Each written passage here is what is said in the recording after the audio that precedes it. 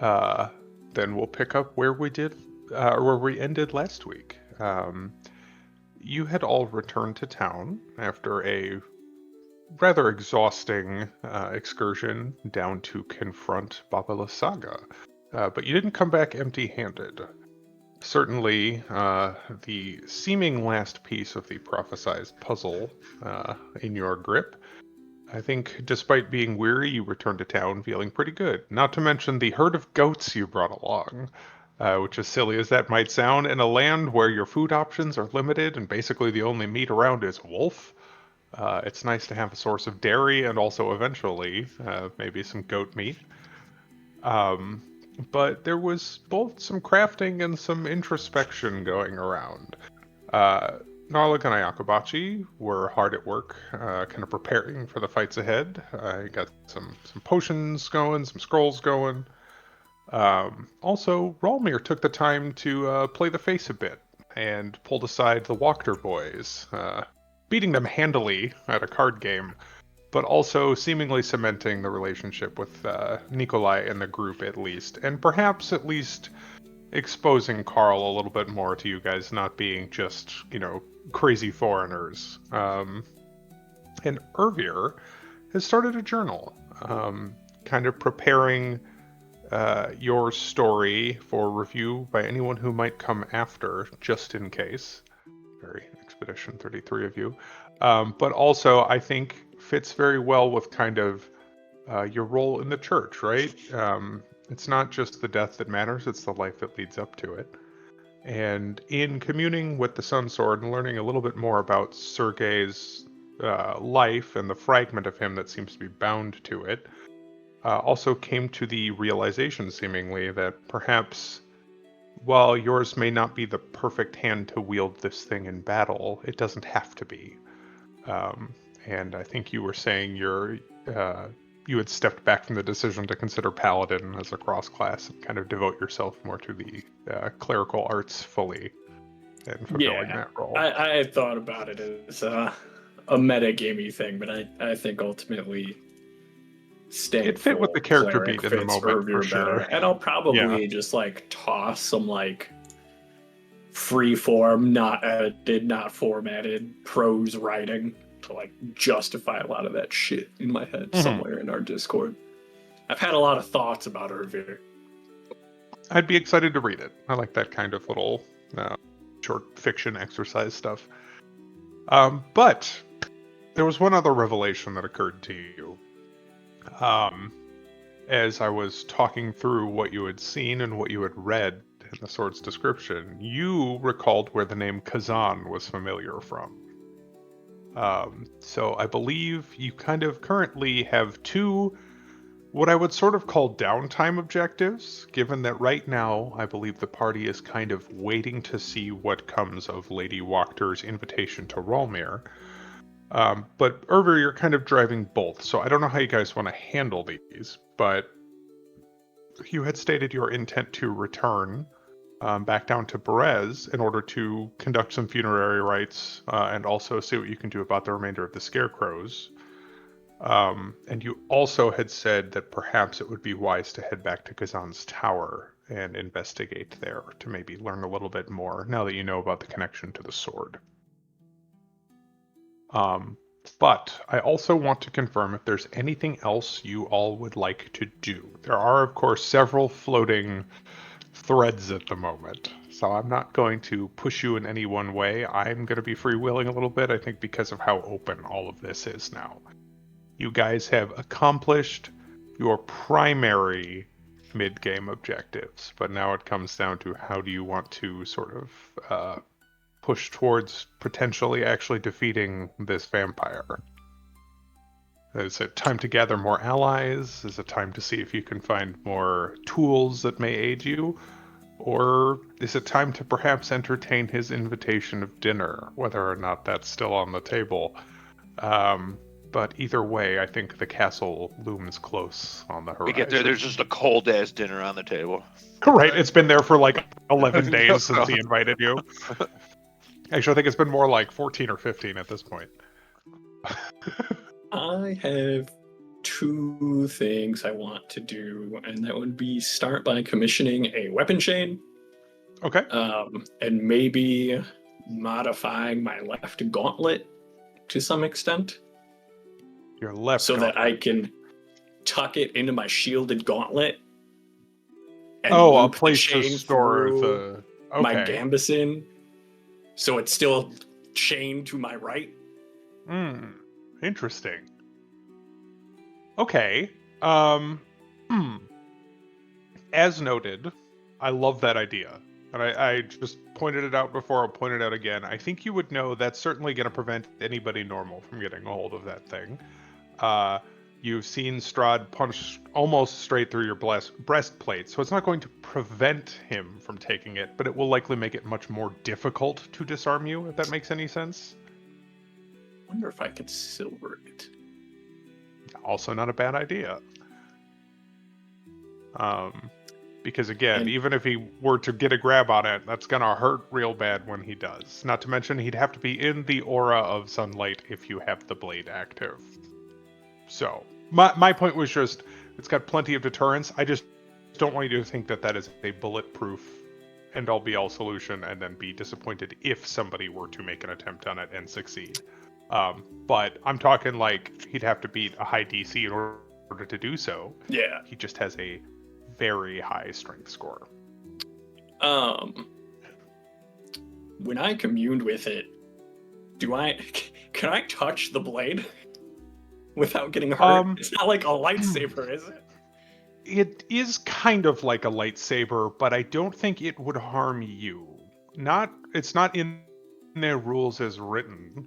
But the way I've always felt about it, having run this a couple times now and kind of explored the character of the sword the first time around, I feel like it requires some intentionality, if that makes any sense. You have to swing it in order to intend to harm. Because it's not hot or anything, and it's only particularly dangerous to undead.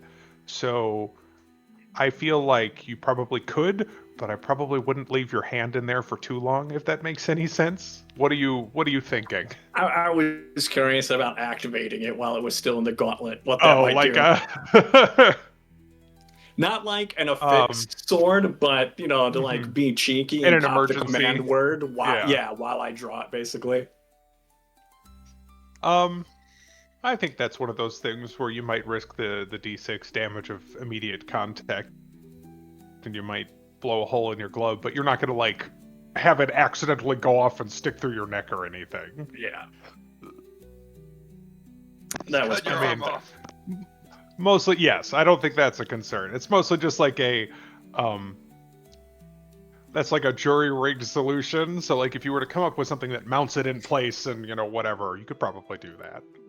But as is, if you, like, shove it in your glove and you turn it on, like, you might graze yourself. Yeah. Something that'll, like, I can very easily slip out and will take time to put back in place properly, so it's not, like, fastening it inside the gauntlet again as a free action or anything. But something with a nice quick release that I could maybe get access to. And I say quick release, and that sounds like it's super mechanical, but it really does not have to be. That's sort of my objective with that.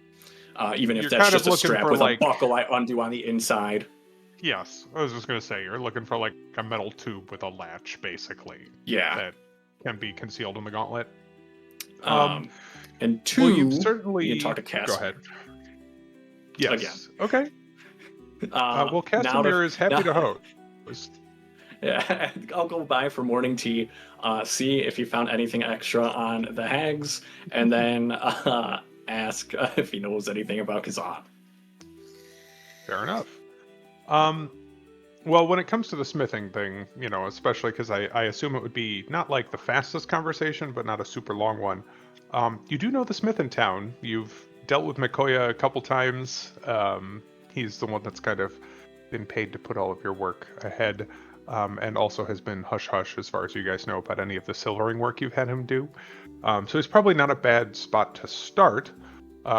There's also, of course, Yelena Arasek, but she's more of a goldsmith than an ironsmith. So more like fine filigree work and Yeah, jewelry. she did the engraving work. if I recall. Correct. But she did also mention, like, if you're looking for any particularly, like, fine metal work, she can do that too. But this sounds more like you're looking for sturdy, like, armor component steel. Yeah, if I have to rather reshape the than- gauntlet, that's going to be more smith work. Fair enough. So I think to save time, we can say, you bring this idea to Mikoya. I assume you're going to be, and actually, just before we get off the topic, Elena can probably silver the chain because that's a little more intricate than just dipping a chain in a bucket of molten silver. Only problem is I don't have silver. You guys have some silver coin remaining, if I recall. we? As in I particular, have- used it Ayakobachi all. made a point to. Well, he used some of it because he only silvered some of his arrows. You have 160 I don't silver recall pieces the left. value, but yes. I was going to say, I think you made a point to ask the Vistani for silver in change, if I did. recall. I Or got maybe you've been 200 setting it aside. originally, I think, and I've used just like 40 of it for some arrows. I have a little bit of silver. Fair enough. But I would think certainly, at least for the portion that would be kind of exposed from your right side, that would be plenty. You got to remember, it's they're large coins. They're not like the size of dimes. You're talking more like full-ass silver dollars for a silver piece. So you don't need too many to give you a thin silvery coating on something of that scale. So I would say that's plenty what you guys have. I'm thinking like maybe 20 to 40 silver pieces worth of raw material is kind of all you would need there. But anyway, you can bring this concept of the sort of hidden compartment, and I'm sure you would lampshade it a little bit. It's to store a scroll or a potion or something of that effect. But given the dimensions required, he kind of thinks about it. It might be slightly difficult to get this. Not to be obvious in the sense of that gauntlet being larger than the other, but if you intend to carry it behind a shield, it may be hard to spot. But, well, you do have need for That's meat the and idea. bones to go in there. But yeah, if you're like, yeah, I get that. He nods along. That was exactly why I specified left arm. I'm like, oh, the shield will hide it. I knew what you were saying. I was just saying, I think he would understand as well. But yeah, he kind of, wanders around tapping his chin for a moment and then, well, what do you think of this? Pulls down some parchment and some charcoal and kind of mocks something up for you. This is slightly tricky work, and there's only so much proper steel that I have on hand. I think if you forgive the request of payment, this is maybe 100 gold worth of work if you want it done in any short amount of time. If you're willing to wait, you maybe do 80, but there are, Shit, with the 100 recent gold changes in worth? town, yeah, I'm looking at it as more of like a masterwork kind of thing. But the 80 is true cost, 100 includes the rush, because if you think town has changed quite a bit, then there are a number of projects people have come to me with for the betterment of all. New, well, some I suppose are decorative, but new sigils must be made, and also repairs and changes for how the any kind of detention process is to work going forward. We are to have a proper jail rather than the unpleasantness that was here before. I don't want to deny you your fair pay, good man. Does there happen to be any discount for those that help to make the town the busier place it is? And he fidgets. You've been good to me in the past. Not to mention you have been good to the town. I just am You say slightly that's the concerned. price, let me be clear, that will be the price. This is not me trying to strong arm you. It is not that. It's just concerned that Lady Wachter may be trying to strong arm me if I put anything ahead of her projects. You know what I mean? Am I in the room? You could be. I don't know. Did you follow Ervir? I mean, I mean, I've got my weapon silvered here before. I mean, I'd probably have to Fair ask enough. whoever is willing to part with some silver for some silver. So Fair. Yeah, you can say Um, you could be here. tag into the scene, Rolmir. Or everybody. Okay.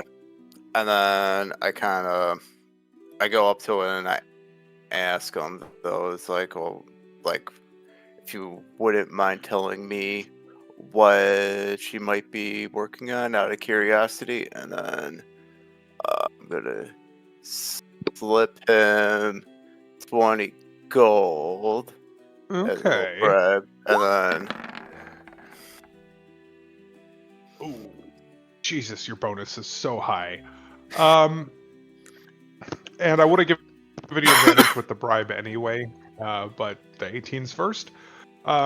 He looks at the gold in his palm and he kind of, runs it between his fingers and he looks over at Ervier. That is certainly the difference in cost, and for a trustworthy client, well, as I said, there are several things that have been requested in the security side. And he kind of gestures to elsewhere on the drafting table where he's got a couple things laid out that he was working on before Ervier came, and he kind of plonked down his sketch in the middle. Some of it is what he said, where, like, the Burgomaster's seal was all over everything in town, and now that has to be chiseled off and replaced. But there are also plans for a new local jail. It looks like they're adapting a existing building, so they're not building it from scratch, but like they're going to need the bars, they're going to need everything to be sunk into the floor so you can't just like push them out of the way. The locks, which I think, go ahead and make note of, and I will too, but like you see the style of lock that he's using, meaning that you as a rogue understanding the internal workings of this will have advantage picking any of them if that becomes necessary. Just because like you can see, it's a 3-pin tumbler, blah, blah, blah. You get a look at the internals because they're drawn out. But then interestingly, there is also a box that is sketched out. It's kind of hidden partly under some of the other drawings, and he doesn't call your attention directly to it. But it's like an elaborate, fancy looking chest. And you can see most of what looks like the locking mechanism, which is unusual. In fact, it looks like the key would be 5 sections that would slide in, and the moment you look at it, it is that hokey, and you almost roll your eyes, incorrectly assumed inverted pentagram that everybody associates with frickin' fiendish stuff, which tells you this is probably something for Lady Wachter. Something that he doesn't mention, and she certainly hasn't mentioned to you, but you get a peek at that lock as well. So what you see is, he's not lying. He's working on security stuff, but a lot of it seems to be, well, for a new detention center and then some sort of fancy chest for the lady herself. And I'll make note of this here. I'll give him the 80 gold too for the work. And Go ahead. ask Rolmir to borrow some silver to repay when they leave Barovia. And tell him that, if you can get to it fast, great. It needs to get done one way or the other. Mm-hmm. Of course, the quicker you can work on it, the better. Because that's my protecting hand. And if he's not around, to leave word with either Danica at the Blue Water or Father at the church. And he nods. I can do almost all of this without having you leave the gauntlet with me, but if perhaps by later tonight you could return, I will need a little bit of time to modify the actual gauntlet itself. I assume you don't want to go without the protection until absolutely necessary. But who knows what the day will have in store for me? And daylight's always burning. But yeah, and he'll kind of like... Again, I did not mean to imply that I wish to extort you or anything. It was more just looking out for I assure you, there's no misunderstanding between us. And he would kind of like put his hands together and offer like a little partial bow to you, Relmir. And thank you for the contribution and for showing interest in my work. And he will slide just a little bit more of the blueprint aside so you can get a good look at this chest. It looks to you like it has several components in it that look like maybe they'd be sized for like shackles, like compartments to go. And there's 4 that like look like they'd be maybe wrist and ankle cuffs, and then one that looks like it would maybe be like a neck cuff. But that seems strange to you. Give me a religion roll specifically for Rolmir. Sorry, Irvir. I don't think you would know this. No, probably But this is not. tied to your culty backstory. Sounds like Okay. some Hellraiser shit. Yes, and in fact, same thing. I'll give you advantage because of what your parents were trying to do. This to you looks like storage for something you would use to bind something you've summoned to your service, or perhaps to bind a person magically to your service. These would not be connected by chains, but by slapping them on someone, you could make them do your bidding. You've seen stuff like this before.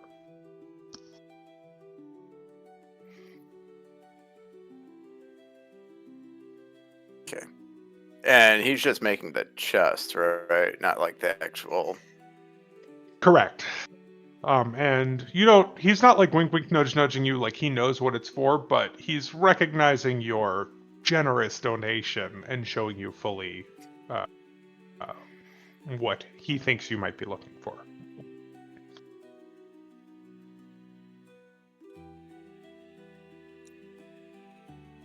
Okie dokie. And then I just nod to him and say thank you. Yeah, he'll And bow. And I appreciate the silvered rapier. I am very glad that it has served you well. But yeah, and if you wish to talk about the chain and everything, given the price of everything else, the length of iron chain, 5 gold on top of that, plus the work, etc. So a total of 85 gold for you, Irvir, and 20 gold for you, Relmir. And he gives you, like I said, probably by sundown he'll have most of the work done. If he puts everything else aside, he can focus on this. It's not a large piece, it's just a little bit intricate. And then he'll need maybe an hour to actually modify the gauntlet. All right. I also forgot we need to plan our heist to the castle and probably buy like a bag of holding or something from the Bastani. Carry a dragon skull. Fair. Definitely. You know what, the Vistani, I was thinking of going to the shop, but that would be way smarter to go to Vistani instead. While I'm working along with Narlug, I will, casually, after, stirring a bit in potions, I'll ask, Narlug, how's your spell scroll coming along? And it's just a drawing. So, There's a sun in the background. I colored in some landscape. that looks fantastic. Hey, I was on a hunt and I came across these gauntlets, or excuse me, this amulet. I happened to notice it has the same symbol on your shoes that was on this amulet. Have you ever seen it before? And I'll show him the broken amulet that I found in the forest. And I believe, if I recall correctly, Narlug made the roll to recognize that sigil. Did he? But I don't think he shared with the party. Okay, well, I'll ask I believe it's Um, also on Irvir's brooch, which he would have showed you at some point. Correct. It's on the brooch too? Okay. So again, as a reminder, Dave, that was Mordenkainen, the leader of the Circle of Eight, probably the most powerful collective of wizards in the multiverse. I do remember you saying that. I'm sorry. Well, I don't think Narlo could be too secretive about that at this point. They're like, yeah, he's just this guy, Still focusing on my drawing though. 7 powerful, something like that. I don't know. Something. Yeah. Okay. There was, although interesting. Well, again, I don't think he said that to the group. I think he just recognized it when you were all sitting around with Lady Wachter. Okay. But yes, it's the same symbol that is on the brooch. It's the same symbol that's on the shoes, the slippers that Narlug has.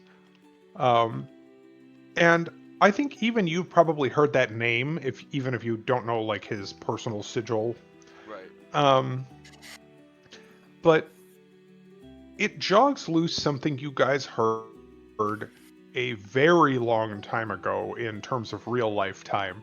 In like session 2, when you were talking to Ismark and Irina about people who have previously come from beyond the fog. There was mention of a particularly powerful wizard who once fought Strahd in a battle that streaked across the skies of Barovia one night, and that it seemed as though the land itself was shaking, but in the end, something that looked like a comet fell to Earth north of town, and no one had, seen or heard from this wizard ever since.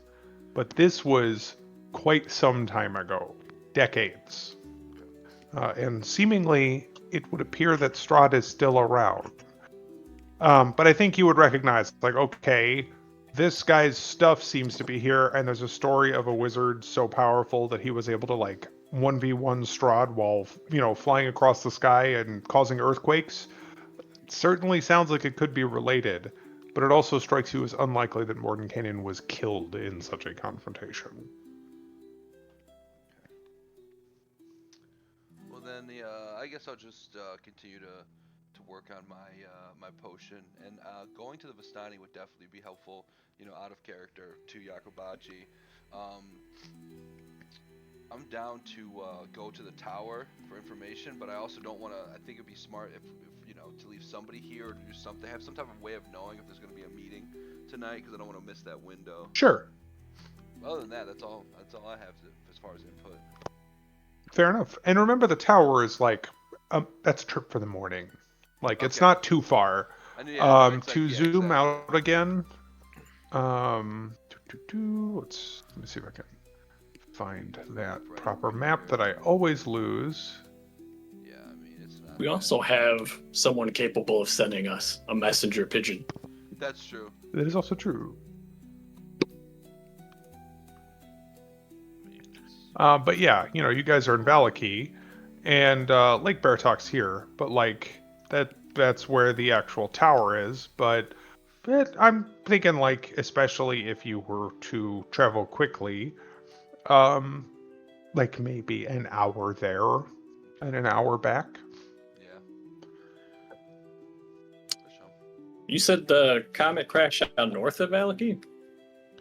So it'd be no, around Lake Heritage somewhere? that story was told in Barovia Village, so somewhere in this Valach wood. Oh, shit. I didn't even know that was, like, goable land. Well, I love the woods. If we gotta hunt something down, that was border fluff. So There's far bear in from mind, safety over there. yes, it is far from safety, and also I will point out, you recall the 2 giant gates. There's one here, and there's one to the east. It kind of seemed to border Ravenloft's lands proper, if that makes any sense. Like, Barovia is a tiny cluster of villages, or of buildings that kind of tends to the farms and everything that would directly feed the castle. Valaki, Kresk, and before it was drowned, Berez kind of lie on the outskirts past where it's directly under Strahd's control. But this section, more like the Serpool and Barovia village and Ravenloft Castle, is where it's like real weird. That's where it's dead silent. There's no animal sounds, no wind, no nothing. But the Svalich Wood is where they would have been talking about, somewhere to the north of Barovia village. I mean, I'm pretty good at scouting stuff. True. We could always go to Barovia. How long ago did they say it was? Work a little bit up and then let me just like scout around. Probably decades.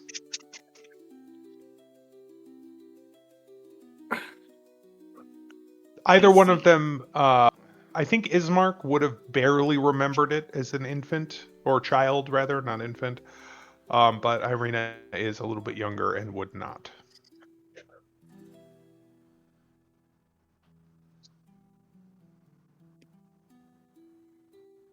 I see you piecing probably something worth together. investigating. I'm just like, what are the odds that a capital L legendary hero's just been chilling in the woods for decades?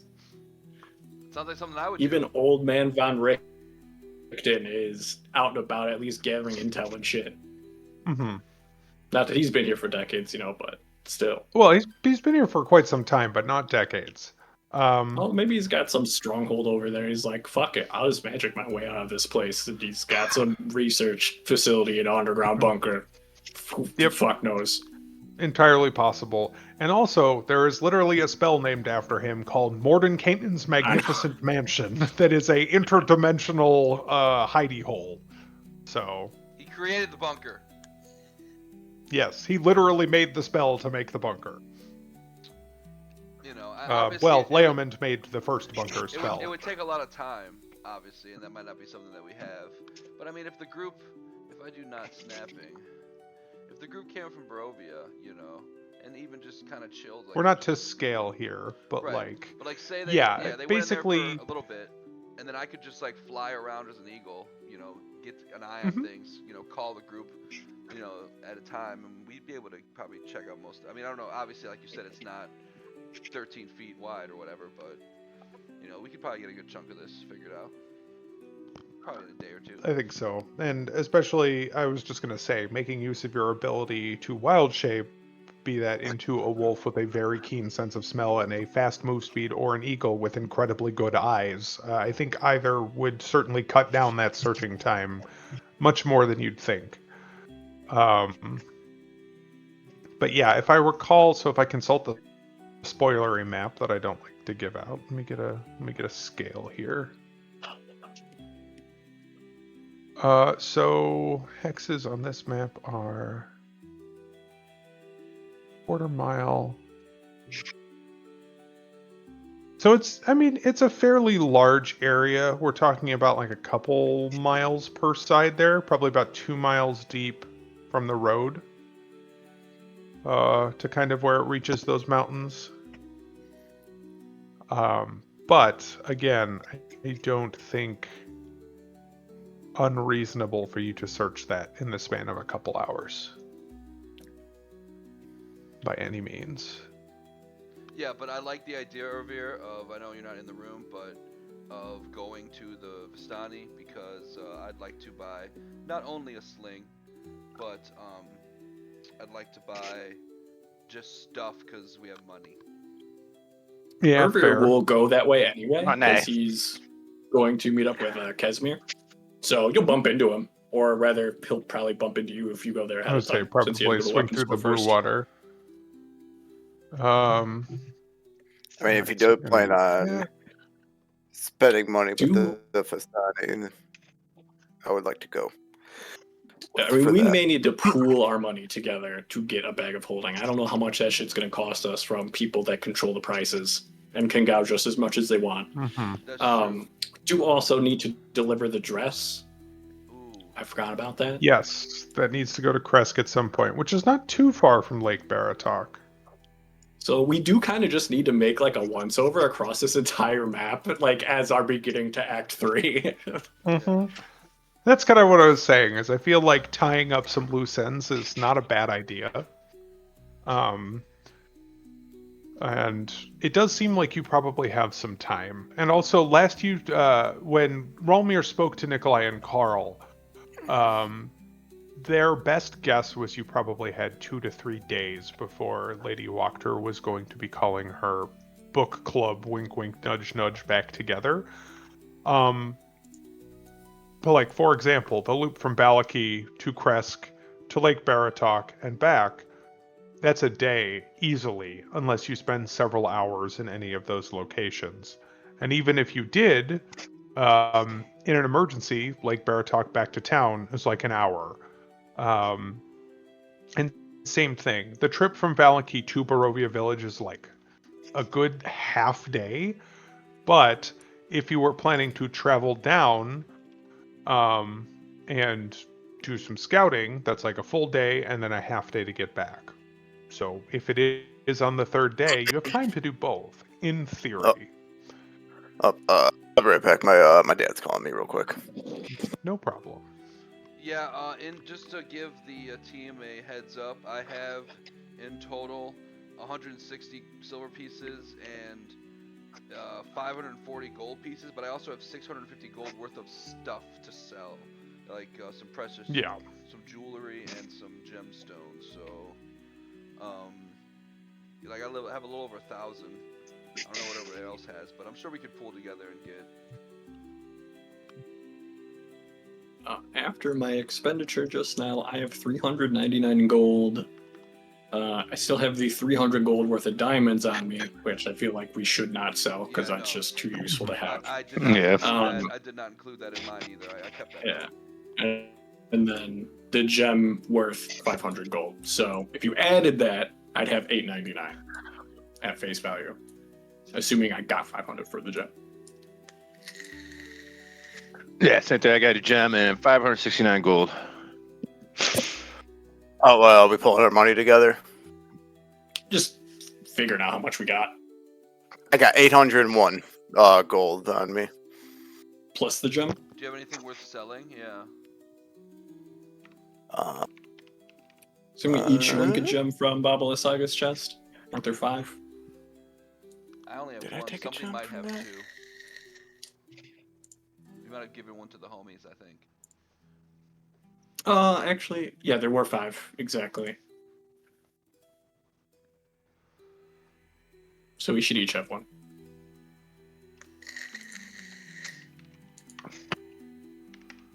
And also, you do have some unusual items as well that are not actually like gems and whatnot. Like, for example, I think you gave them to Von Richten because he is proficient.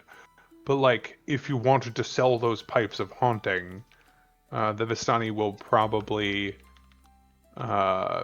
do something in exchange there.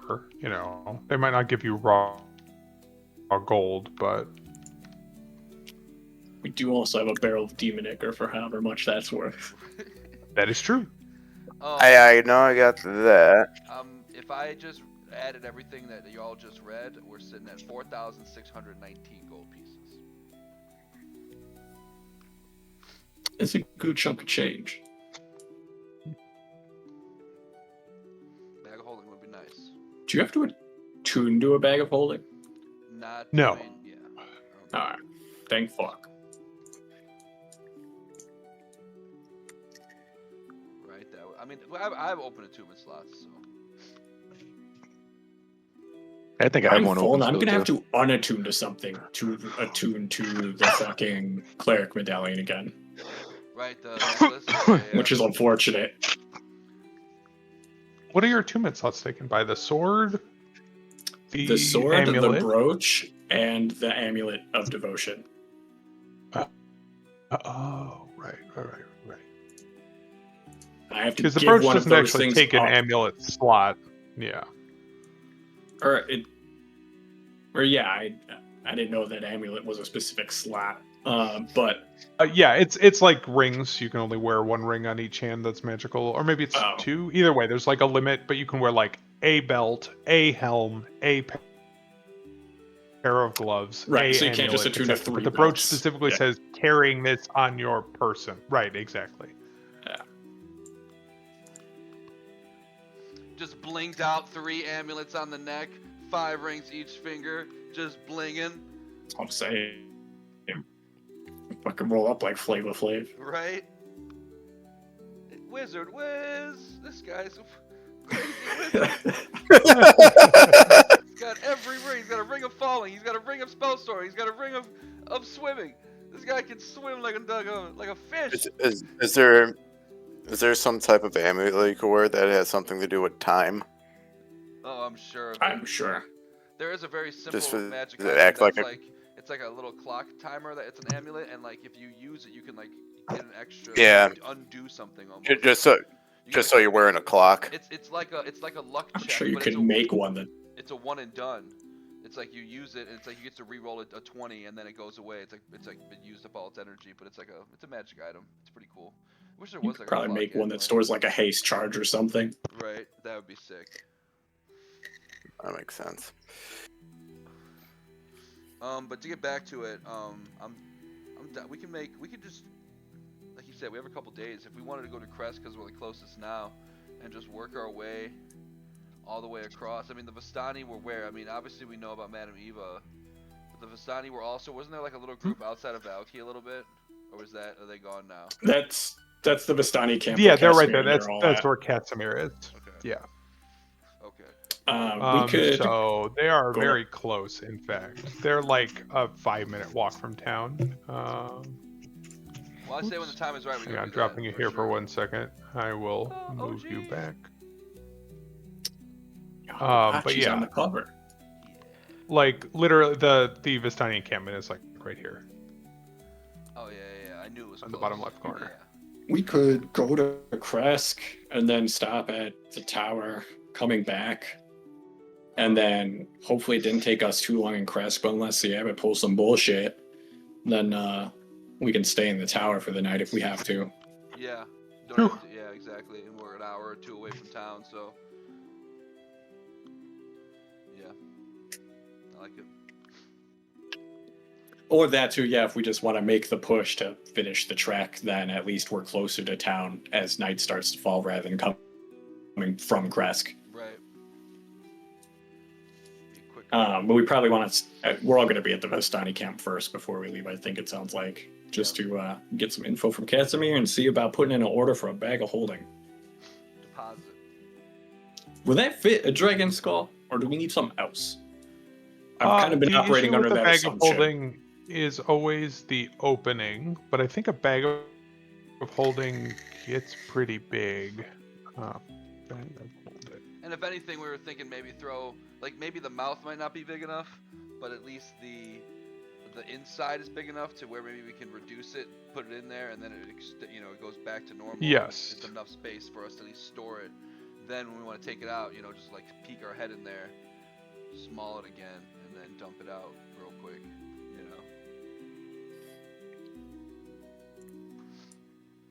Sounds good to me. Stick your head in the bag of holding. I'm sure it won't be painful. So a bag of holding.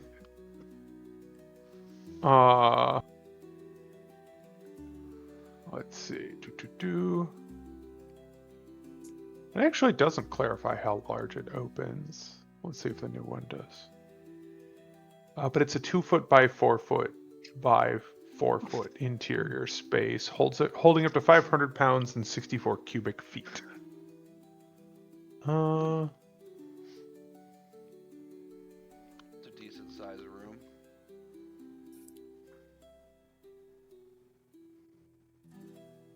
If you're looking for the larger option, the portable hole is a 10 foot by 10 foot by 10 foot pit.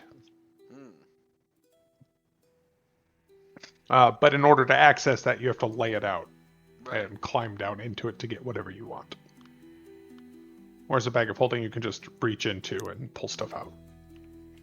I mean, portable hole is probably better for transporting a large item, but that would be like, what the fuck else are we going to use that for? But I'm sure we could come up with something. I could come up with a scam. I mean, my immediate thought was like, all right, we pour all the demon ichor into it, and then we fucking place the portable hole down, and then put a doormat over it. And we have created the ultimate trap. And then when they especially get if you're pissed off quick about on it, picking you up the drop hole. the bag of holding in there. Wait. Lord. If we're gonna do something like that, then No, he really wants to use the laughing gas. Right? I sure He's gonna do. pitch the laughing gas. Oh, then you close the hole? Oh no. Yes, so the portable hole folds up into like a little tiny thing. So when you pick it up, it and fold it, like it seals the entrance. I forget what does I can never remember what the mother's milk does, but I have that. The mother's milk is a sleeping poison, I believe, but I can confirm. I thought it turned you into a soup. Right? The old bone grinder. Areas of the windmill. Let's see. Greenish milky liquid labeled mother's milk is a pale tincture. Let's see.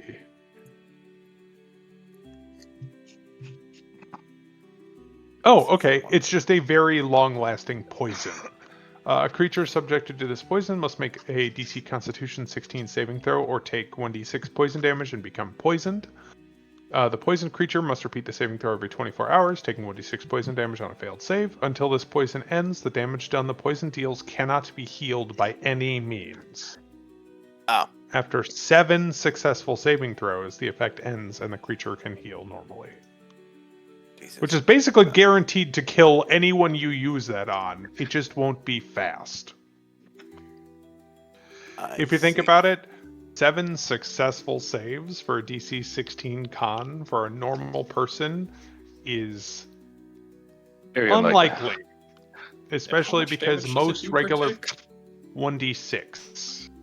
That could kill me. Yeah.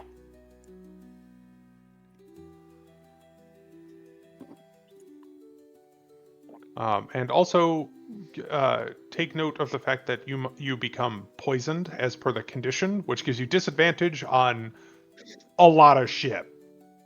I mean,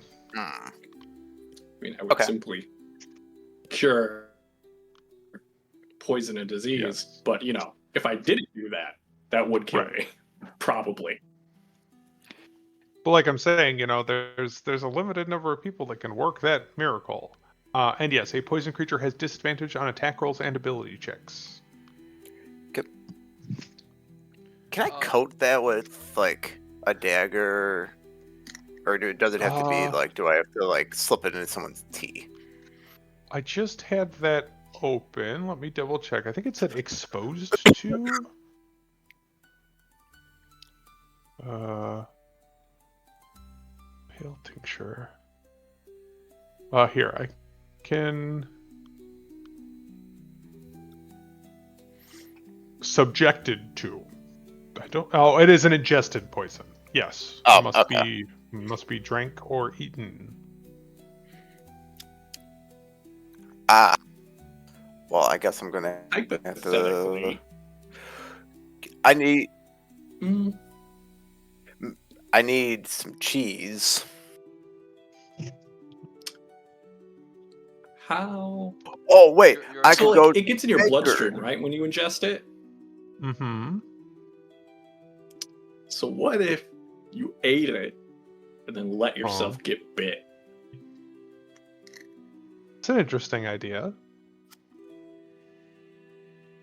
I don't know. I'd have to think about it. I know what you're suggesting. Probably be a lower save on said biter because they're not getting a full dose directly to the stomach. So, because I was thinking, well, I get what you're going with, and that's Mike's probably what- asking if you poison I yourself figured- with it and then gets tried to bite you, obviously. But Yeah. I figured, heard cheese. I figured that one out. I was like cheese, but then I remember there's a baker that's in the cult though, so it's like. There is a baker. So if I could somehow. Cheese to go Also, with the I should wine. note, it is a poison vial, and while it's labeled mother's milk, it's not necessarily milk. But we're talking about a vial like this sized, not like a whole ass potion bottle. Yeah. But like, you could hide that in a pot of soup, even. For example, it doesn't have to be something dairy based that you can conceal it. Oh no, if I you're wasn't trying to thinking get it that in though, because I was food. like, but like I remember that there was a baker was one of the cultists though, so they probably would be Yes. eating like bread or something like that during their book club meeting. It's a Almost potluck. Yes. Potluck. He brings a nice big braided pentagram loaf,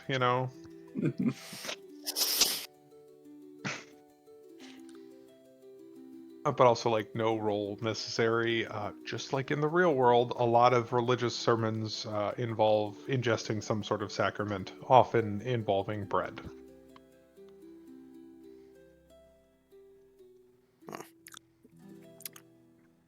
Just throwing out Bring the ideas. demon nigger. Tell him to lap it up off the fucking ground. Funny, they might. Speaking of the demon ichor, let me. I just had the fucking windmill. Where did I put it? Da-da. It's of course not called out there.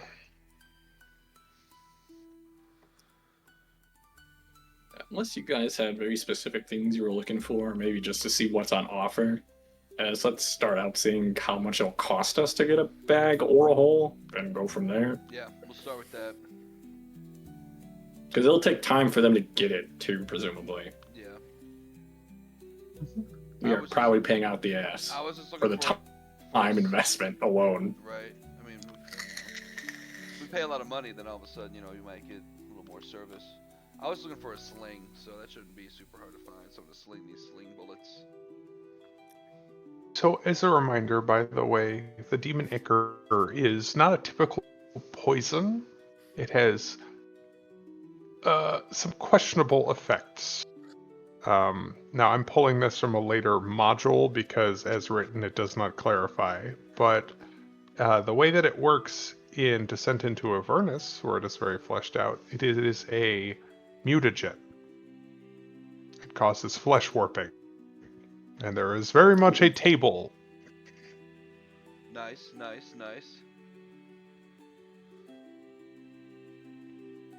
I thought it was gonna do like acid damage, like a flask of Mhm. acid or some shit. Nope. Just mutate Worthless. Some of the effects are pretty gnarly. We did decide it was Some of them are flammable, didn't we? positive. It is flammable. It is very flammable. Like How napalm. ironic. Mm-hmm. Ironic, sort of, but most demons and devils are either immune or heavily resistant to fire. people. Right. Yeah, It's more of it's a like- more of a danger to things that stab them than anything else. Right. Defense mechanism.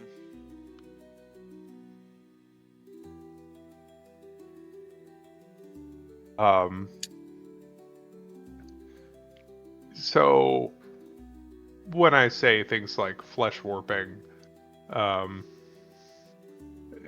like we have things like your ears rip off and scuttle away. You are permanently deafened. Nice. One of your legs permanently warps and turns backwards, minus 10-foot move speed.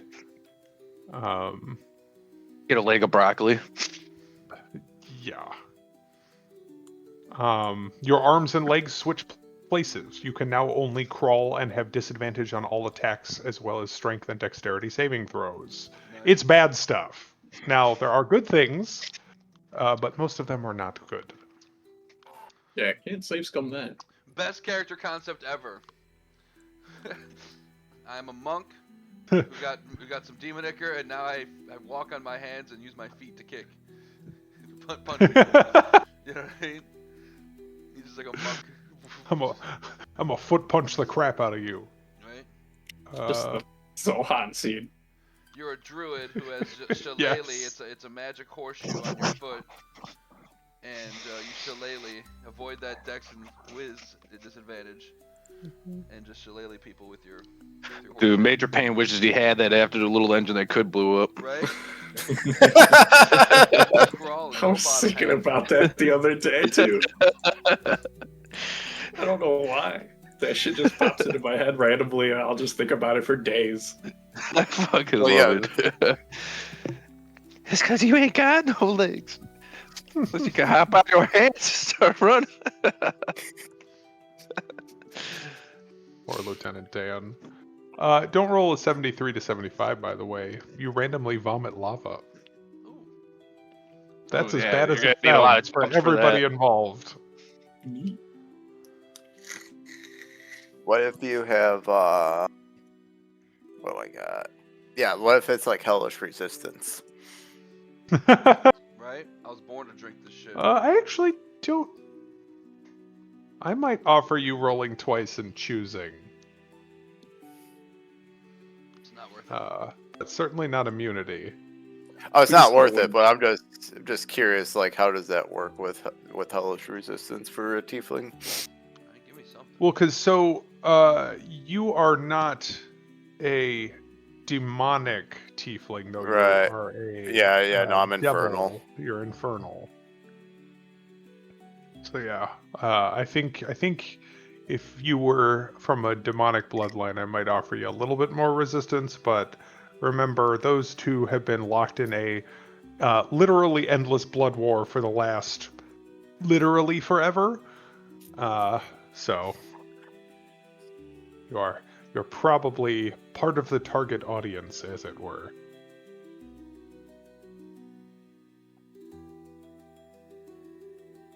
Fun fact, devils are allowed to solicit souls waiting to get into the Crystal Palace.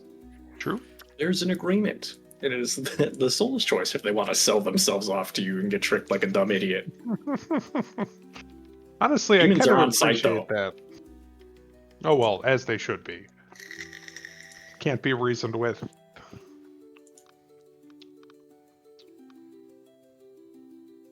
That's a lot of gold. Yeah. We ballin'. Yeah, let's go down there and see what's Started up. from the bottom, now we're here. Okay. Or if you don't have the information you need off the top of your head, we could say we did and figured it out and go off on our merry way. Mm-hmm. Back then they we didn't can want discuss Narlock, price now and he got shit it. later. Narlock, you know? Let's see. Okay. So, if you are collectively heading for the encampment, though your greeting was a little bit icy the first time, at this point the Dusk Elves certainly know who you are. And I think the Vistana know who you are as well. So, let's see. It's probably like mid-morning by this point. I know you guys have run around a little bit. If I had to guess, the Dusk Elves are certainly awake. I think most of the Vistana are probably asleep at this hour, but some of them would be up to greet you. Let's see. I think probably at least Luvash or Aragal would be up. Those are the two sort of brothers that lead the place. Aragal was the more charming and charismatic of the two. Luvash is less pleasant to talk to, shall we say, but did seem reasonable enough. And both are thankful that you assisted them in returning their, or Aragal's dear daughter to them. Where would you like to head first as you wind your way outside of town through the morning fog and the short jaunt through the woods to where you see the hill rising and the encampment ahead of you? The Vistana are up top, and the, let's see. Ignore all the horses, there's just too many horses. They don't stack correctly. Really, this would be more like off to the side. Actually, fuck it, I'm just going to select all of these. And I'm at the map with the coffin maker's house. I was gonna say, I don't see horses, so... Oh, I missed. There are too many horses. You should be in the right spot now. Correct? Irvin will probably go straight to Casimir. Yeah, I see it all now. Okay. Since he's on the way, ish. Yeah, and you guys were Yeah, here we go- before, so I think Ayakobachi Yeah. is down there. Yeah, Casimir is down south. You guys would be coming in from the northeast, but it's easy enough to just circle around. He's not drunk or hungover, so... Yeah. Okay. So in that case, as a reminder, these homes are kind of like built half into the hill. But Casimir probably would be just seated at a desk, kind of writing. But the guards would let you in, with a polite nod and really not much to say to you. They don't seem to speak much. But they're, kind of grim-faced and wear slate gray cloaks with the hoods up, even in the middle of the day. But yeah, Casimir's house is warmly lit and pleasant enough. And he would look up and, Ervir, what do I owe the pleasure of this visit to? He would greet him and say that he's checking in on some of the previous information they've discussed, Sure. and then put up a finger and start setting up to ritual cast detect magic. Fair enough. I think, seeing what you're doing, he would, no need. And he would pull aside some of the tapestries that are on the walls, and indicate a number of runes that run along the perimeter of the room. Oh, clever. I understand your concerns, but as a student of divination myself, I have always found it is best to ensure one's home is safe from prying eyes. Good to know. Good thinking. We do not have too many such places, but another one is always welcome. We are currently preparing for a foray into Castle Ravenloft. That's what brings us here today. But what brings me here to you today is to find out more of what I can about a wizard named Kazan.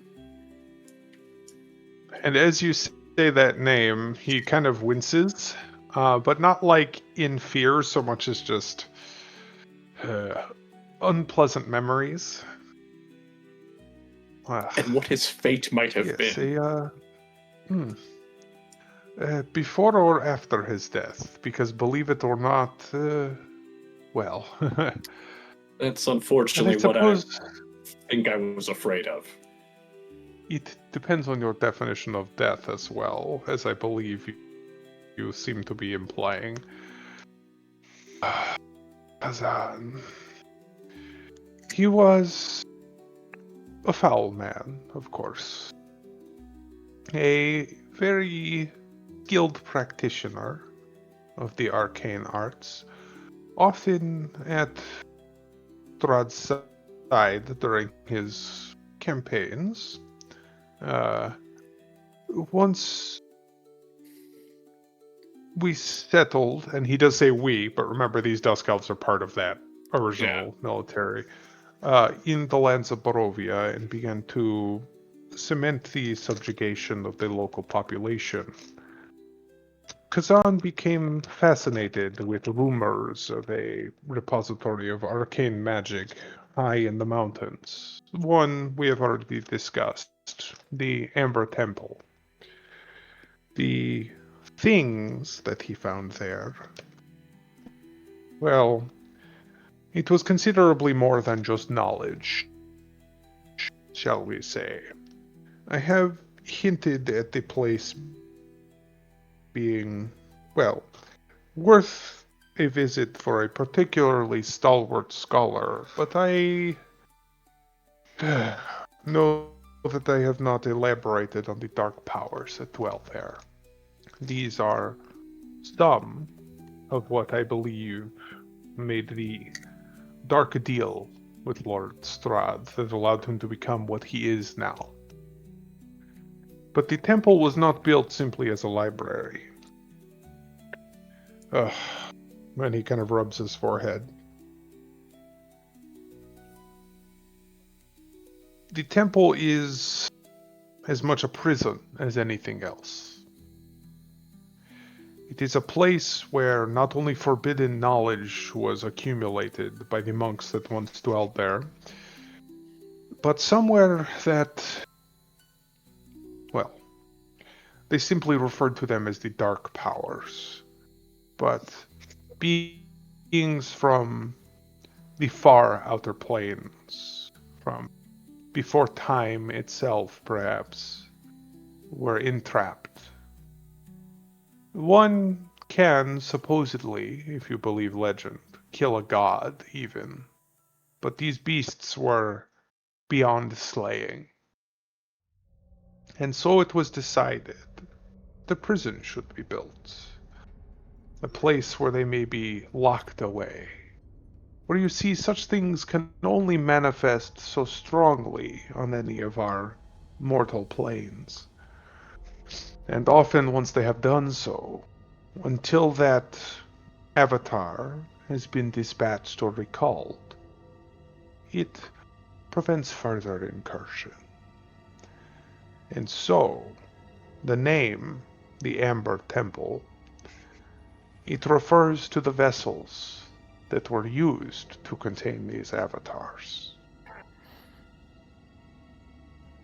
This is where Kazan ventured, and I believe he was corrupted by the whispering that can still be heard from deep within those sarcophagi. It was he who brought the potential to Strahd to strike such a deal. And I believe that is also where he learned the secrets that he sought. The ways of the arcane that can extend one's life forever. I'm sure you're familiar with the concept of a leech, after all. He sighs, nodding his head. And so that is what he became.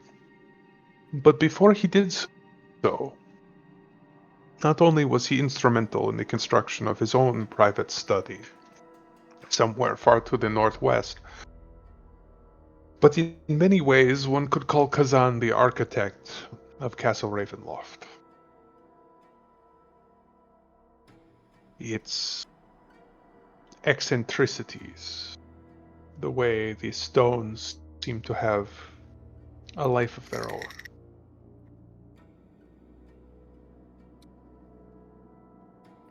I have heard it said. Castle Ravenloft?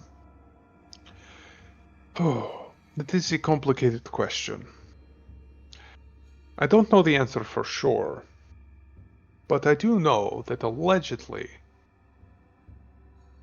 after construction was complete, after the stone began to breathe, the heart of the castle began to beat, that Strahd slew the lich that was once Kazan, and entombed him within the catacombs. But I don't think such a thing truly dies as we know it. So who is to say? No. That would be a bold move to carry your life source on you when you could He nods. construct such a tower to keep all physical and astral beings outside of it.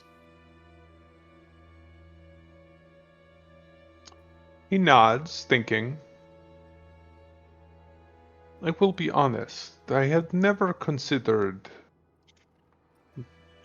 his study to be a potential location where he might have stored a phylactery. It is my understanding, though I have not witnessed the place myself, that magic does not work there. At least, not magic that has ever been cast in that place by anyone else. But you know, Ervir, there is some sort of functional magical trap on the door, and the elevator is driven by clay golems that are very much magical in nature. But he does not appear to know. He's never been there himself, allegedly, as he's saying, but other Dusk Elves presumably have seen the place. Yeah, he'll mention it and also outright mention it, like, yeah, I've spent the night in there. He looks surprised. You all certainly have been studious in your explorations. But this information that, well, there is some magic that still functions within the field is concerning. Regardless, well, it is my understanding that once one has reached such levels of arcane power that it is more likely one would store such a thing in the heart of a dying star or in a pocket to a far-flung dimension. Though, and he kind of drums his fingers on his chin, I suppose one could consider all of Barovia a pocket to a far-flung dimension. Bottom of Lake Zarevich, Indeed. the bottom of the ravine at Salinka Pass. Buried in Probably a random wouldn't- brick within the castle itself. Yeah. Why hide somewhere important when it is unlikely that a random stone in the forest will ever be unturned? Maybe we can find some diary or arcane notes that might give us a hint. It sounds like it may be something we have to deal with. He nods. We'll investigate the tower. If we find anything, we'll let you know. Power. I would be very thankful for such information. Let's see. I'm gonna look at something here.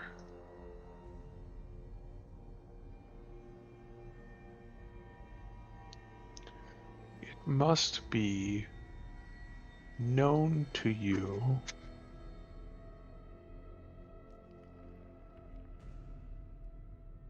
My divination, or his divination, I suppose, too. His divination, yeah.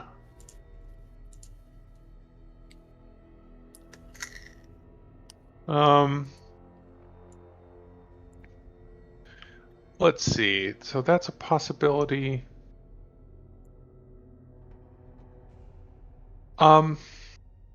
If you are to go, I don't know if is locate object a cleric spell as well. I think it is. I can commune. True. He was going to offer you a spell scroll, but you do have Narlug to read it, even if.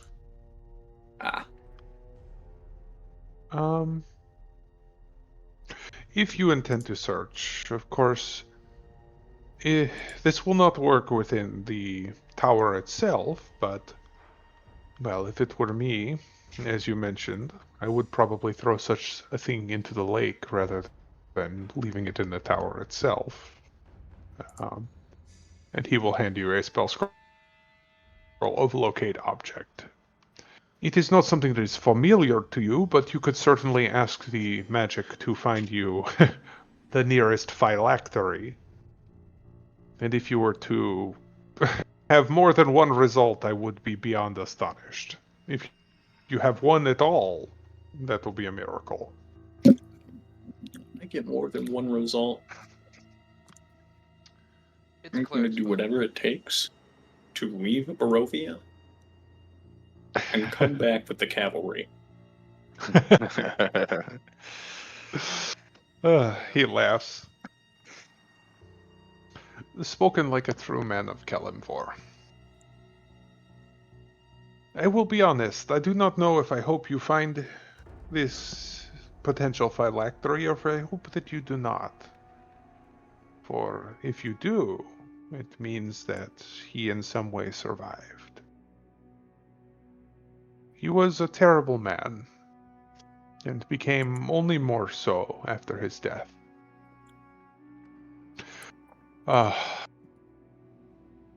But I must recognize his talents.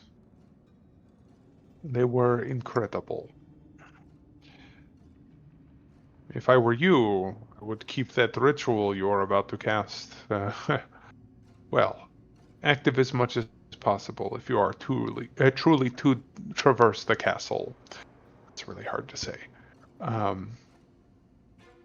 I am not exaggerating when I say it is said the castle itself lives.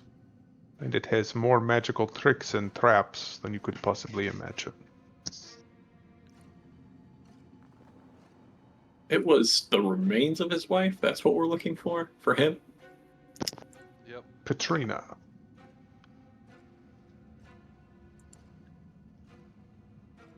I couldn't remember if, without checking my notes, if he said that he thought she was still alive, but I thought I remembered it being pretty clear. It's like, no, we just want her to not rest there. Let's see.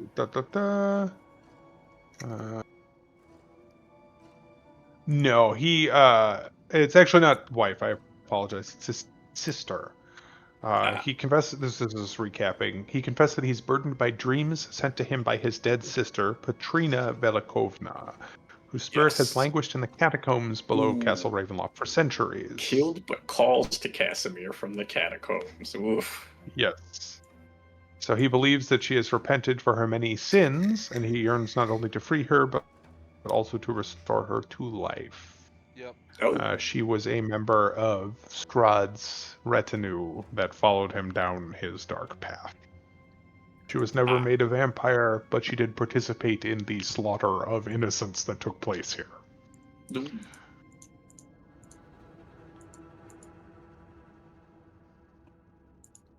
Restored to life, man.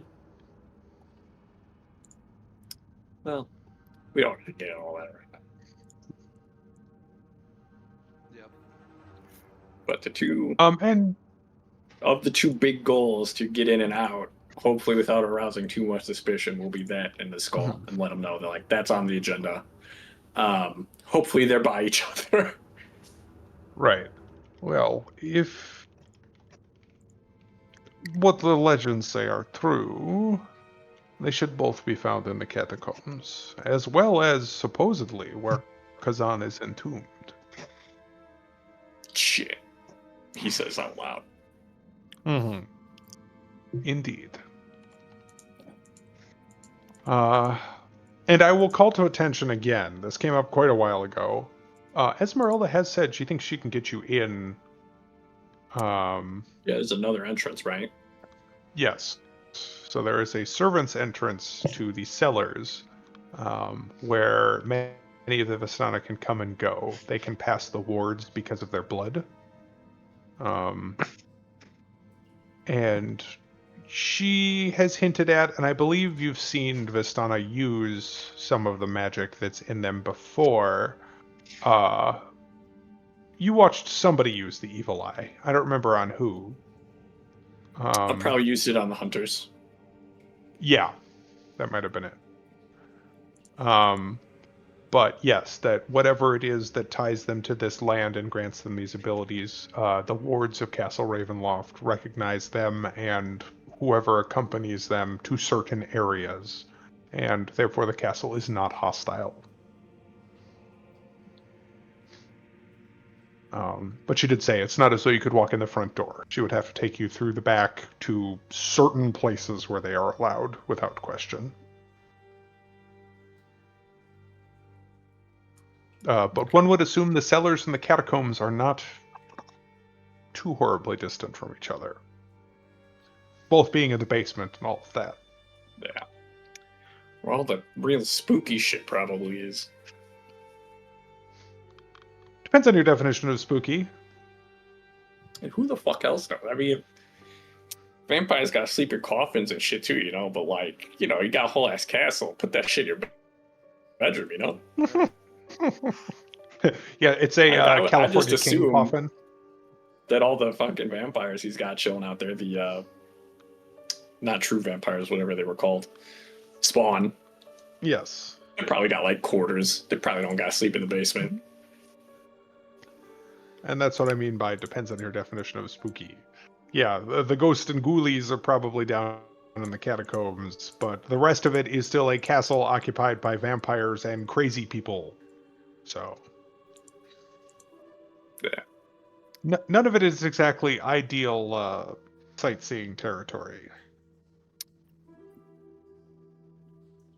Well, that does probably answer most of what I wanted to get out of Casimir, even if I don't like the answer.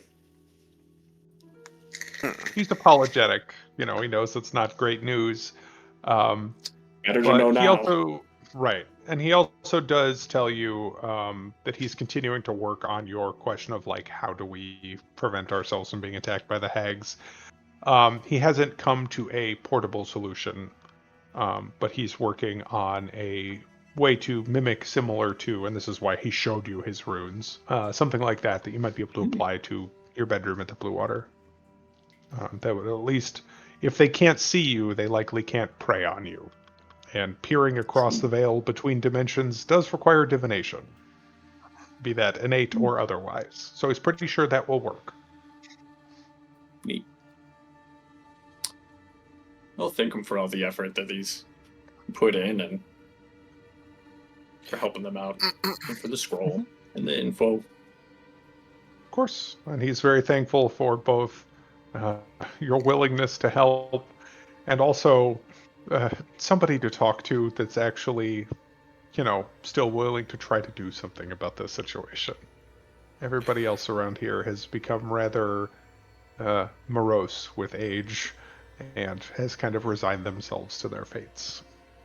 How many crazy people are serving for Strahd? Is there like a good amount of them? If you were curious to tag along and wanted to ask that question,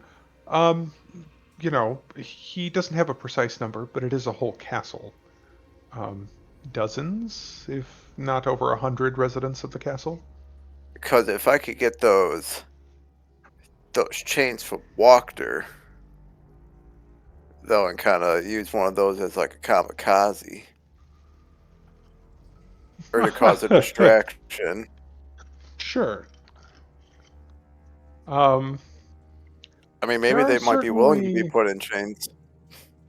Right, maybe they're into it. He I'm has just that Rahanadan guy too that works for him. You know this for a fact. He does have Rahadin, his valet. But you know that Strahd certainly brings in, shall we say, nocturnal entertainment. In fact, the young man in Barovia Village was seduced by Strahd as a concubine, as well as several women that have gone missing from both Barovia Village and Valaki, and, not just women, men too. Strahd, he likes his company.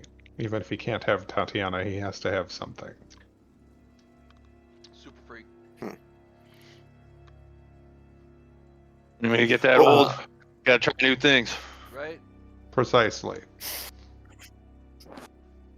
Also tell Casimir if he's that down bad, he should try visiting Barovia. It's gone under new management recently, and it's probably going to be under new management in a little bit from now too. But it's a much livelier place.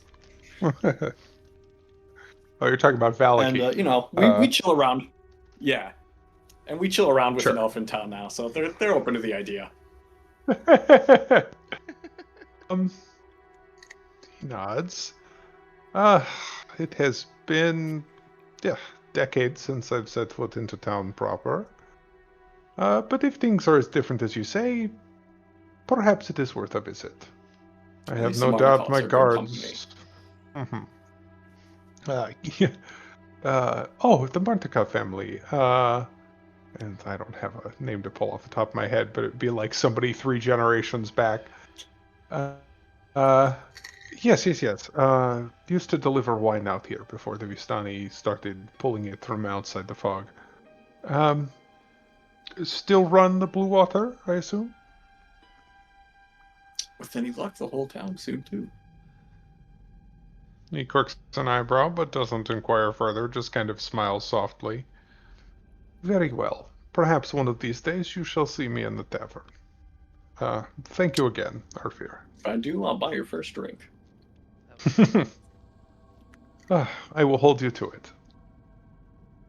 But yeah, pleasantries and all of that, but if you're kind of done, plying him for information, since we are, oh my gosh, we've been really moving through RP here, but I feel like you've gotten some big info still. Let's try and at least get through the shopping before we have to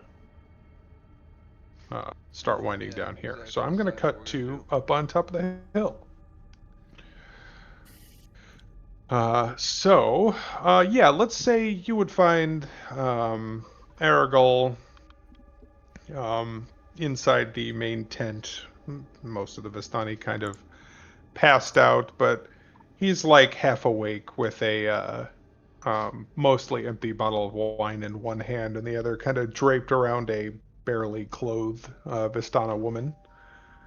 But as you come in, he would just kind of give you a smirk and then like a eyebrow waggle and a glance at her. That is a lot of nipple piercings, but he will throw a shawl over her and stand up to greet you properly. Um, I will admit, I did not expect to see you back so soon. Uh, have you brought me more interesting things to serve as a fence for? Hello, Aragol. It's nice to see you again. Yes, the last hunt was very successful. We have many bounty, but we're also hunting for more resources for an upcoming endeavor. So we wanted to see what you had. He nods. Interesting. Uh, there are a few things that have come through. Um, but I don't know if it's anything of the sort that you're looking for. Here, come with me. We do not wish to wake the others. And he will lead you to that particularly, um, elaborate wagon that is his, that has the kind of fold-out store on the side. And he'll pull down one of the compartments, just there's like a table to lay stuff out on. First, perhaps you ought to show me what you've brought. And of course, Ervier and Ralmir can pop into the scene if you guys desire to at whatever point, but we'll start with the other two. Um, show me what you have brought. We can discuss what you are looking for, and we will hopefully come to an agreement. Well, me and my fellow hunter Narlug are always looking for, you know, high-valued items that you yourself have supplied us with in the past. But we also are looking specifically not only for a sling for myself, but some type of device we could use to transport something large. Our next hunt requires us moving a very large object, and we don't have the means to do it now. So something, some type of portable. What did you call it, Narlug? It was a hole that's portable or a bag that holds. I'm not quite sure what they're called. Something like a holding of bag Yeah, a and portable a hole bag or a hole of portable. holding. There you go. There you go. That's a good one. He kind of smirks. Such storage devices are rare and do not always play nice with the transition to the fog.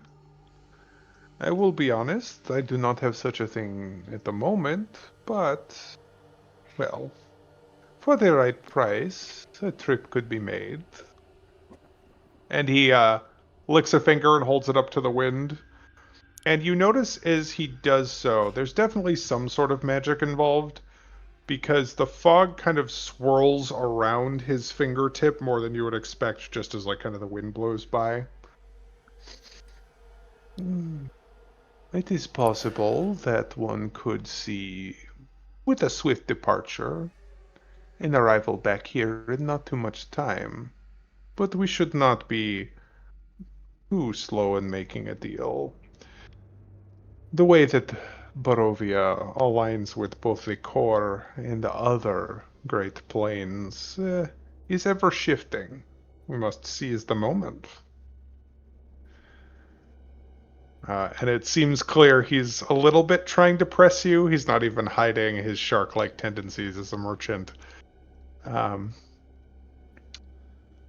But perhaps there will be other things you are interested in. First, show me what you have to offer. And we can do this part out of character, because I'm sure Yeah, otherwise, I'll definitely unless you show wish him. any of it to be in I'll character. show him my gem unless Ralmir wants to do some. I know likes to. Yeah, hang out no, a bit. that's Yeah, I'll just throw my gem in with Yeah, together. my So gem. I mean, I'll flash him my cash, and I also want to know what other wares Sure. he might have. I know slings aren't the most Um, expensive thing in the world, so. well, yes, and he actually, would touch on that as well. He could certainly sell you just a regular old sling. They use them just basically like shooting darts. They like compete. Um, but he does have a rather fancy one. Just +1, but for a normal person, a +1 weapon is kind of a big deal. That he'd be willing to part with, but he tells you it won't be cheap. It's his personal device, and he actually would roll up a sleeve to show he wears it wrapped like a bracelet, Hmm. like on his I'd have forearm. to wait on and see what we're gonna pay for the bag, but you know what I'm saying. I'm down to spend some. Sure. You know. I'll nod. But yeah, a sling definitely something that can be provided. Um, he has something that is an oddity. Um, not a weapon in the normal sense, but uh, he will um, pull from a sleeve, not from being stored in the cart, an odd little adamantium wand. Um, and you can see on the handle, the end has a little, like you would think like a pommel on a sword, but it's shaped like a little gargoyle crouching on the end. Um, I would demonstrate, but it is slow to recharge. You know, adamantium.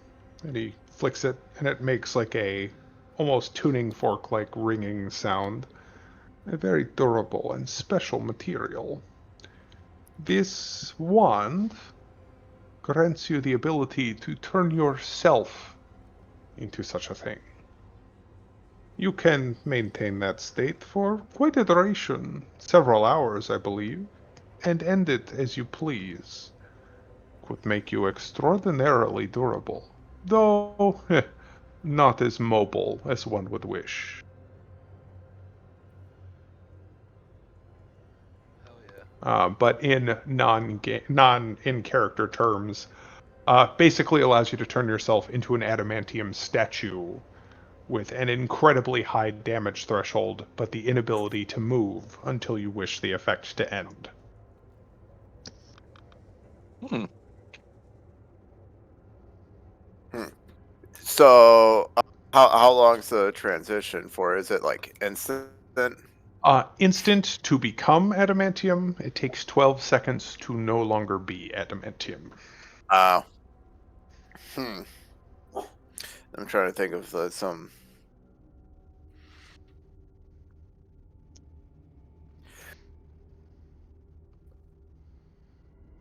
It's an odd one, but it's a cool item. I'm trying to think Just of what kind of. would I'm trying to. require some schemery to get the most use out That's of what it. I'm thinking. I will I will point something Some out. type of magic An show. adamantium statue the size of a character would probably weigh about 1,000 kilos. Heavy. Very heavy. Mm. Yeah, I was saying if I could go immediately come out of it though, then I could do like some, not necessarily scheming though, but maybe like some assassinating. True. And look, we Why had is the this? statue of Relmir made. He had some potions before. Does he have any cool potions? He has some still, yes. The big one. Let's see. Sorry, scrolling. Do do do. He's so he has potions of poison. Um, he did show you before there were 12 potions in Stoppard Gourds. That that allegedly would protect you against the fog. But as you kind of ask about them again, he waves a hand. Yeah, damn. I think at this point, we are good enough friends that I would not try to sell you such a thing. Oh, in this as well. And he would show you Sorry. This is really poorly laid out. It would be a greater healing potion. Okay. But those are 100 gold for the potion of poison and 200 gold for the greater healing. Do we get a price on the other stuff too? This could be negotiated for. It is, he thinks, certainly a unique option. Perhaps not the most broad-based. And he considers perhaps 1,000 gold. I could see myself parting with it. And the sling, he thinks, if you promise to put it to good use. Yeah, I have gotten years out of it already. 400 gold. Ugh. It is a +1 weapon. Which means that if you're using it with that the sling bullets, it's actually +2. Right.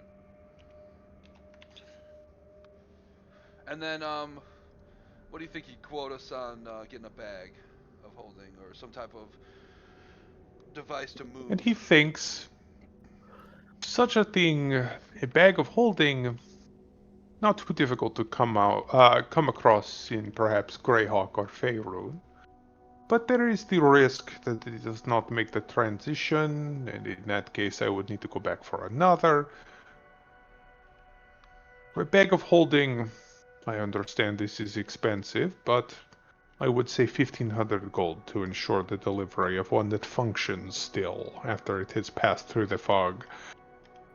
When it comes to a portable hull, that is a much more difficult ask. I think 3,000 gold for such a thing. I'm gonna, with how he said about the not working through transportation, I'm gonna roll insight on that. Sure. You can see he doesn't seem to be lying about that. I'm trying to think. There's nothing physically in front of you to investigate, but give me an investigation if you're trying to figure out why.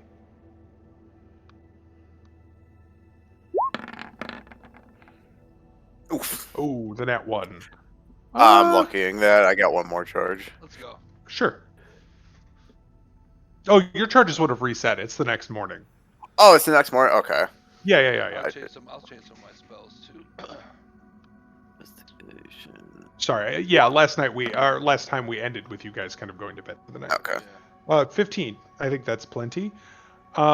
You, especially, I think, any time you spent in roguish circles, even if you couldn't necessarily have afforded one yourself, you know these dimensional storage items are finicky, and Mike hinted at it before. If you put a portable hole into a bag of holding, or vice versa, or a Heward's Handy's haversack, or any of these things, it makes a bomb.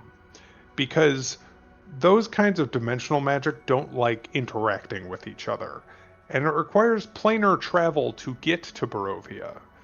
So you think that pulling a portal to another dimension across a portal through dimensions might just sometimes make them either fizzle out or explode. So that's what he's hinting at, is that bringing such a thing here has a chance to ruin the magic. So, if we get both, would I possibly be able to rig it to destroy Castle Raven? They make a just small send them bomb. So specifically what it does is putting one into the other creates a localized explosion and also a temporary rift to the astral plane. Anything within 10 feet is sucked inside and sent to a random location on the astral. So you would basically delete a 10-foot radius sphere of everything if you were to do so. But it is not like a nuke. It used to be, unfortunately, in 5e it's not. One into the other, I don't remember which, created the astral portal, and then the other way around used to just create a very big explosion. I was gonna say, oh, you just bring this thing to blow and call it a day. I mean, Send I'm us with it you is. until we dimension. just learned that fucking deities are housed locally. Mhm. And Nah, since not Strahd's not allowed deities. to leave. Elder gods. Yeah, Slightly I'm different sorry. critter. Right? We're talking Worse about, like, than deities. yes, the stuff from before the planes existed. Kellenborn was just a Um, fucking guy. These have existed Mhm. before time. Um, And if they don't want Strahd to leave, I don't know if they're gonna let us explode him to leave. I honestly, I respect the hustle, though. I honestly think that we could get a bag of holding, if we have to. Me and Narlug could double reduce the skull head to fit it through the mouth hole. 64 by 64 feet should be wide enough to hold. No, 64 cubic feet. Oh, 64 cubic feet, so it's like There's 8 a by difference. 8. Okay. Hey, it's 4 by 4 by 2 4 by 4 by 2 is what the book says. Okay. We could have asked Casimir how big Argenvost was, so we have an estimate for. So Argenvost was large. I'm trying to think. It gave an age. Give me 1 second. When I say large, I don't mean the size large. I mean he was a big boy. And actually, you saw a hallucination of him, didn't you? Let's see. We kind of did, but I assumed it was goofy and not to scale. Sorry, that would have been in Argenvost Holt.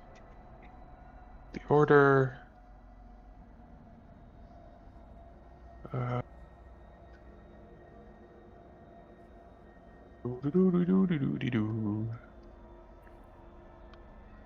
Sorry, it's not laid out super well.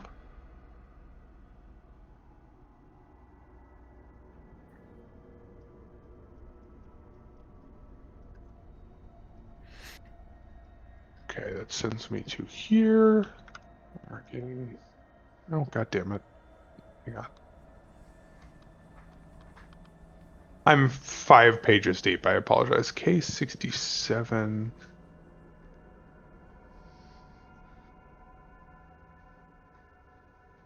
Blah, blah.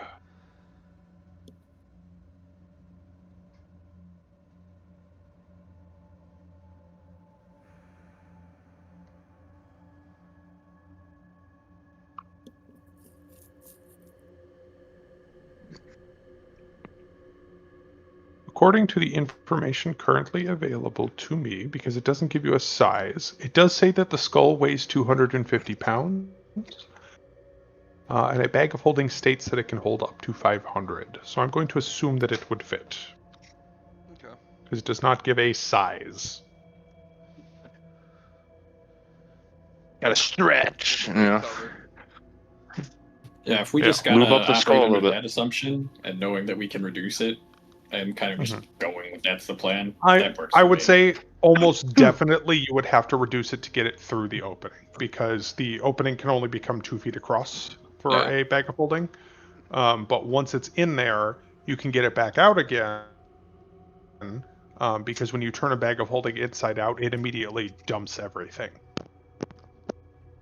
So even if you couldn't fit it through, it's not like you'd have to shove Ayakobachi in the bag to reduce it to then get it back out. I think Okay. you could just turn the bag inside out. And it would just come out.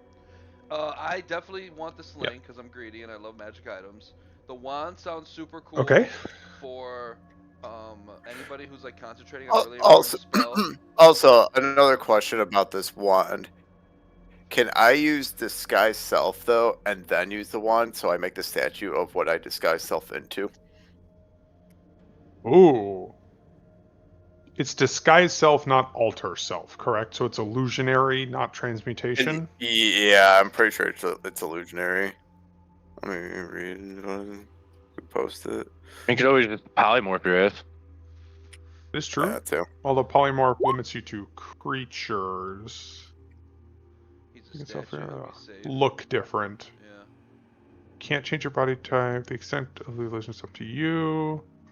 The hand of someone who reaches out to touch you would bump into you while still seemingly still in midair. Okay, so I think The answer is no, because it's not physical changes. In fact, you would Okay. probably just look like the disguised self without any obvious change as you became adamantium.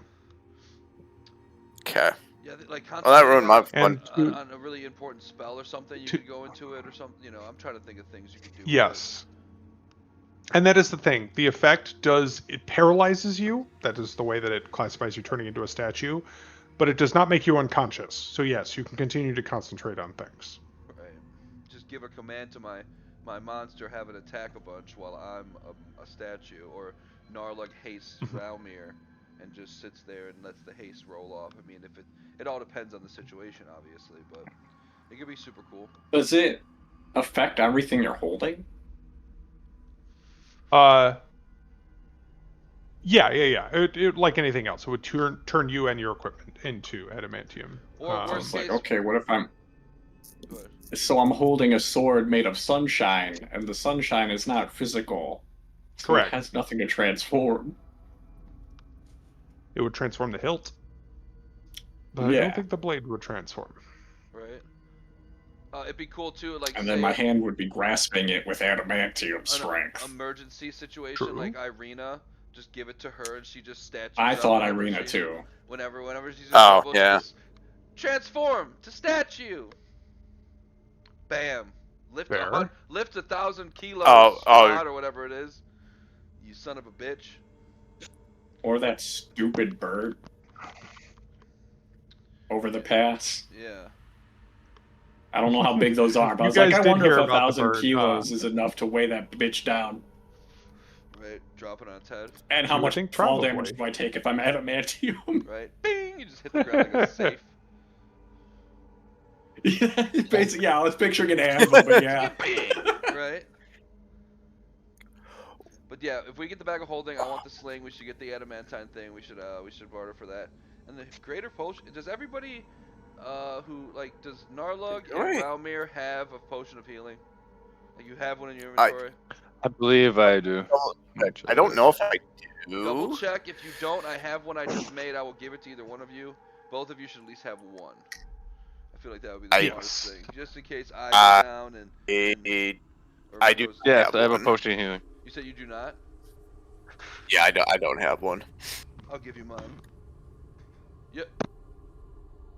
Yeah, just what kind of potion? Is it just a regular potion of healing? Oh, I'm just trying to run a total in my head. I'm trying to think about how he would do this because he's a swindler, but also you've helped him. So you want the sling and the bag and the wand.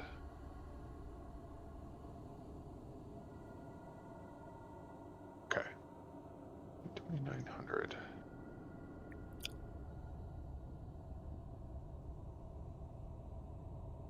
I will. I think say. Oh no, he's got a wireless headset. I will point out, and he would clarify too, just before you commit. It does require attunement. I got slots. I know. I think Most wands do. I think Realmers. I mean, if it's just for casters, I don't know if you have to be a caster. Some wands are like that. But I got Nope. slots for days. Does not I require. don't know if Realmer's got any slots. I don't know. If I got the only thing I think I have is just a bracer. I got a slot. Yeah, I got 2 slots. Or is the I'm not attuned to the. Am I attuned to the duelist repair? I don't recall. It would say if it requires attunement. I don't think it Let's see. does. Yeah, I got the blood spear. I don't It recall does require attunement. It's right at the top. Yeah. Weapon, Oh. rapier, rare requires attunement.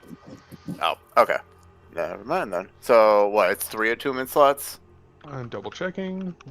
Do we, and also as a group, do we want to give the pipes of haunting to our boy, Rictavio, or excuse me, Let's see. Van Richten, Blah, blah, blah, blah, blah. or do we want to sell those pipes? Those can inflict fear? Is that what those can I do? think. Let me Yes. see. Yeah, wisdom save, frighten for a minute. All creatures in the area are automatically succeed if they're hostile. So we gotta do it before we start fighting. But it'd probably be a good way to avoid a fight. You know. Maybe is there a lot of that left? I don't know. That's a good point. If we're fighting a bunch of creatures or crazy shit. You know, It is an item. I mean, I'm not. Nobody is proficient. I knew I should have took bagpipes. Oh well. Yes, so the rules of attunement, you can attune to 3 items at a time and cannot attune to multiple copies of the same item. Then the wand would be my 3rd attunement slot. There you go. We can sell the bagpipes probably. Yeah, if I we don't try think- to work a deal in there, yeah. They're just like pan pipes, they're not bagpipes. Or yeah, he said bagpipes, man. I did. I thought Um, if you were proficient with bagpipes, you'd probably be able to fall into that pipe category. Probably. I think they just require proficiency wind instrument. And bagpipes, that's what it is. yeah, I don't. That is a know wind instrument. If we're gonna, I mean, run into a if you're not, situation where like- we need that. Going into subcategory of crime against humanity, bagpipes are just a wind instrument. Yeah, right. The only people we may want to intimidate at this point is the cult, and we can just throw our dick around because they know who we are. Yeah. So, like, True. if that was the route we wanted to go, we don't need to do that magically. True. True. Just throw your dick around. Yes, hello, I'd like you to modify my armor to I be was just crotchless. thinking, like, in the future we walk in the roads and some wolves show up. We could just like, oh, pipes, they're gone, they left. Yeah. I assume wolves are already on style. I mean, maybe they're hungry, but they might not be hostile. They just want some meals. They just want food. Well, now we gotta figure out what hostile means. I'm not They trying really to rules wanna lawyer the attack hungry me? wolf. Semantic Or- argument. Right. Hilarious. But yeah, Um, that would be if we did that. So, how much would you sell the wand for? While we got a little time left. So totalized, if you want the wand, the bag, and the sling, you're looking at 2,900 gold. 2,900 minus our big fat. And if you're looking to sell him the pipes, he thinks about it. You explain what they do. And you can see a little bit of a glint in his eye, and he smiles widely. I could see such a thing being useful. I will give you 500 gold for them. Seems like a lot. Yeah. I'm down with that. We're gonna use. That's before you do that,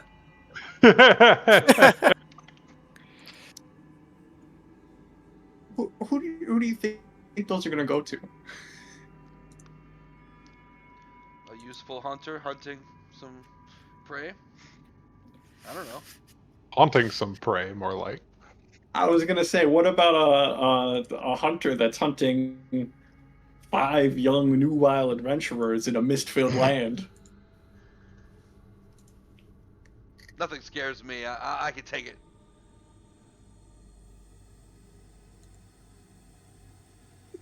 I mean, I'm proficient in wisdom. That's my big stat. I get advantage on Wait, all wisdom saves. Did you read them correctly? Each creature within 30 feet that hears you play must succeed on a DC 15 wisdom saving throw or become frightened of you for 1 minute. If you wish, all creatures in the area that aren't hostile toward you automatically succeed on the saving throw. Which would be us. Yes, but things being hostile to you or not hostile to you do not matter. If they're hostile, they still save, or still Right. make a save. Right. It's just with advantage or whatever. Whatever the thing says. No, it's not with advantage. You just No. guarantee non-hostiles pass if you want. So you could just Right, make it. basically it prevents not you from effective. fearing your allies. Right. Yeah. Right. Yes.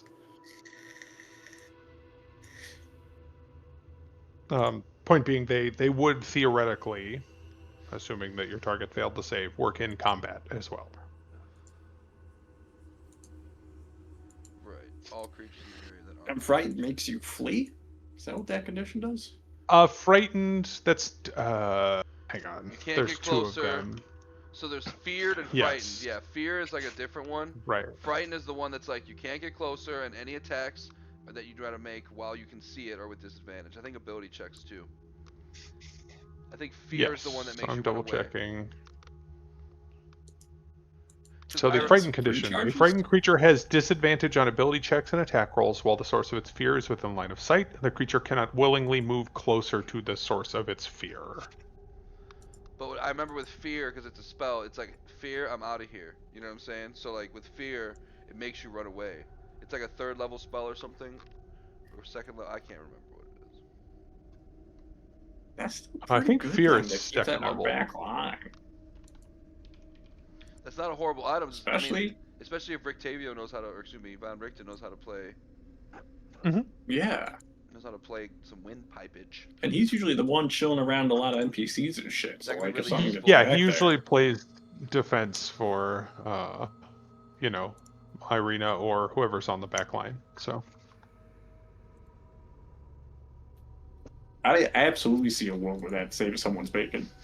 That could be useful. I mean, we got Is we it got 3 the charges? we got the money, and there's no attunement either. the pipes. Right, they are not attunement. The pipes of haunting. 3 charges. They regain 1d3 expended charges daily at dawn. Holy shit. That thing's awesome. Mm-hmm. But you do require We wind should keep instrument them. proficiency. And Rick Tavio has that. He does. Or Von Richten. I mean, same person. He has but- multiple instrument proficiencies, actually. Which I think is really funny we can hang because on it to that. implies that this grizzled old monster hunter spends his time practicing the panpipes. Is he buying our gems at cost? Are we getting full value Yeah. out of that? He'll Alright. deal with you evenly on that. Okay. So that would be 80 gold apiece if we all sold our gems individually. Each person would pay 80 gold, and we'd all be even Steven. Oh, really? No. Okay. So it would cost 80 of your raw gold and then giving up all the gems is what Yep. you're saying? Yep. I could do that. Done. Yeah, I'm gonna delete that gem. Okay. And Narlug, if you'll drop your gold tracking as well. 460. But yeah, he will. All gold gone? It's just lose 80. I don't know what. Yeah, what Oh, extra okay, you perfect. have. Your gem worth 500. But then and your 80, gem yeah. would go away. But Bye, so John. he will give you the wand. He will give you the sling. And though I do not have the bag to give to you yet, my word is my bond. I shall deliver it to you as soon as possible. And he will extend his hand for a handshake. I'll shake his hand. Okay. And as you do, you feel like a momentary jolt. And as you do shake his hand, there is a brief line of reddened skin that shows around both of your wrists. And you feel like something magical happened there, but it's not hostile. It's hostile to him if he breaks his word. I will do everything that I can in order to bring this to you as swiftly as possible. If the winds do not change, perhaps by the morrow I will be able to deliver it. Yeah, Yakubachi won't be surprised by the ritual. He did something similar with Ervir, cutting his palm and promising not to waste the diamonds or to hang on to them for him. Yeah, and then I will hand out the stuff to people who want it. I definitely am going to take that sling, but whoever wants, the other stuff, feel free to snag it from me. Unless someone else wants to have the one. I mean, unless Narlik wants it. Gucci Narlug is content. Okay, I'll take it then. He's got his I could fireball scroll. I Big and I could beautiful. do it on other things, right? Uh, Or like on other people. It says yourself. Yourself. Is it just Yes. myself? Okay, that's fine. So the I'll figure wand out some currently scam has to use. 9 charges. Oh, okay. And I will edit that. Oh. 9 charges. Save.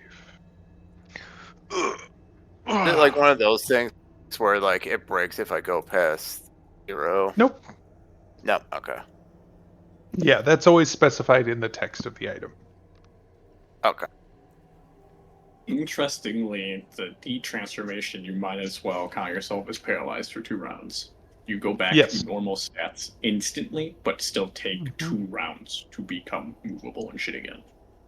Yep. Yeah, I don't know if I'm just like I would probably use it in combat in dire situations though, but I probably plan on scamming people with it some way somehow. Hell yeah. If you are clever,